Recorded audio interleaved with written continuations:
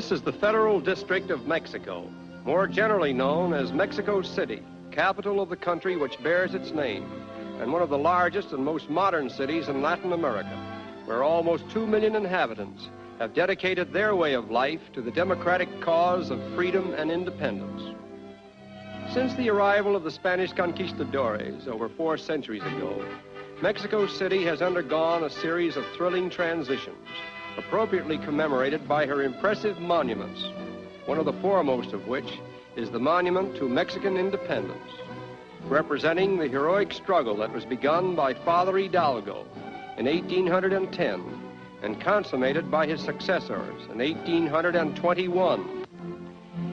In an exclusive residential district where the Washington Apartments once housed the American Embassy, there stands a monument which symbolizes the great bond of friendship that now exists between Mexico and the United States, the George Washington Monument, presented by the American colony to the Mexican people on the 100th anniversary of their struggle for independence from Spain. One of the most conspicuous of the many monuments that serve as milestones in the history of Mexico is the one to Benito Juarez, who liberated his country from the yoke of French domination and inaugurated the first real progress toward a true Republican rule. Born of Indian parents in 1806, he overcame the obstacles of poverty and obtained an education which qualified him as a brilliant lawyer, statesman, and leader of his country. This impressive monument commemorates the Mexican Revolution, which produced a new constitution in 1917 under the leadership of the late President Carranza, whose mortal remains are being transferred on this occasion from a civil cemetery to an honored crypt under the monument. Attending the impressive ceremony is General Avila Camacho, popular president of Mexico, now serving the people, rich and poor alike, in the spirit of true democracy. The magnificent Palace of Fine Arts stands as a monument to all the people of Mexico, for it symbolizes their undying appreciation for the finer arts.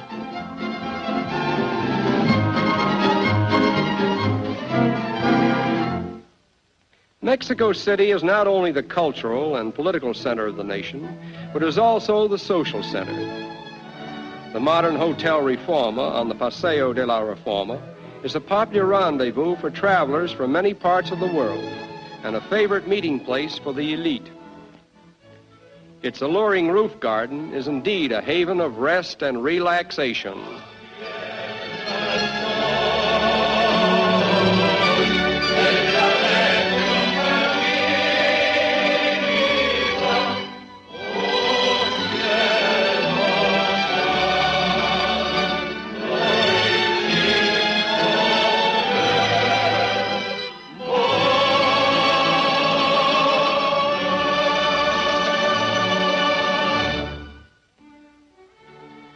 Foreign enterprise has helped considerably in the modernizing of Mexico City, and the offices of the Metro-Goldwyn-Mayer Company are typical of many American firms that enjoy the privileges of doing business side by side with their Mexican neighbors.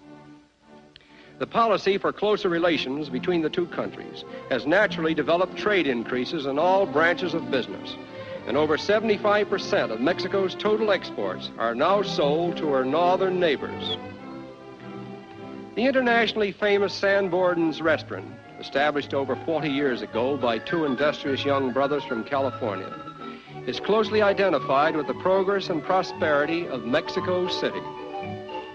But aside from modern development, the Federal District of Mexico has not lost the charm of its yesterdays, when Spanish viceroys held forth in the old palace of the viceroys, which is now the National Palace, and romantic senors and senoritas paraded through this plaza en route to the cathedral, built over the ruins of the old Aztec temple that was destroyed by Cortez more than 4 centuries ago.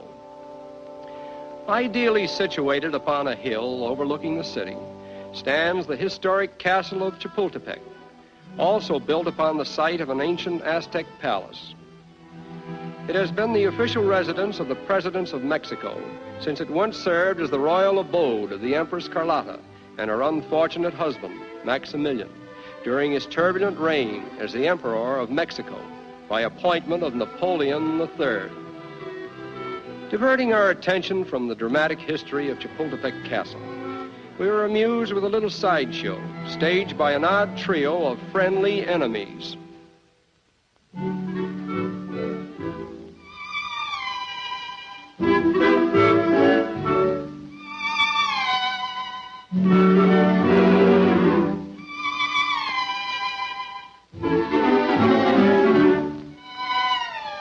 En route to the Sunday bullfight, we paused for a moment to admire an apartment house recently completed by a popular matador, whose income from the bull ring, we were told, netted him as much as $4,000 a performance.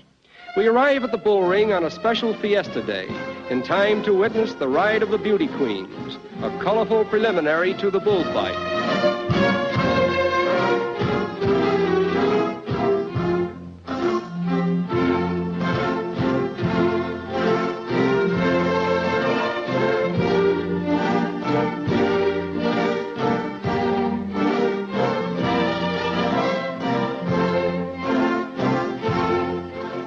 This arena will seat over 30,000 spectators, and it is one of the largest of its kind in the world. Bullfighting is the national sport of Mexico, and is by far more popular than any other sport which the country has to offer. The history of bullfighting dates back before 1567, when the spectacle was introduced into Mexico by the early Spanish colonists. In the mind of the average bullfight enthusiast, a bull comes into the ring to kill, and he gets killed. And this reasoning apparently condones what might otherwise appear objectionable.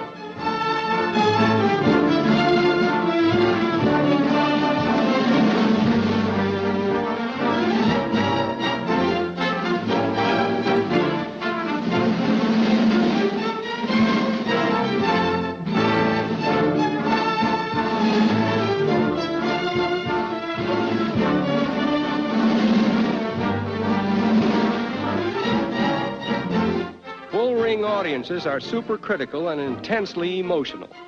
If a performer violates a single rule in the slightest degree, he is booed and hissed as loudly as he is applauded if his performance is good. Sometimes the bull gets more applause than the matador.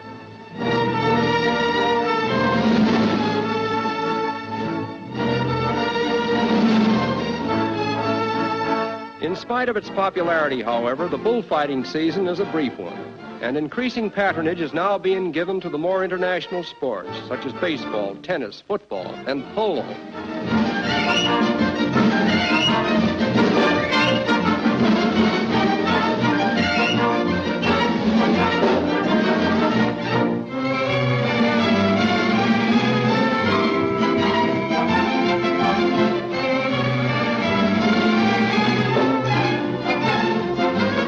Another very wholesome sport that is gaining in popularity throughout Mexico is the grand old game of golf, and some idea of its clubhouse pretentiousness is illustrated by this view of the Mexico City Country Club.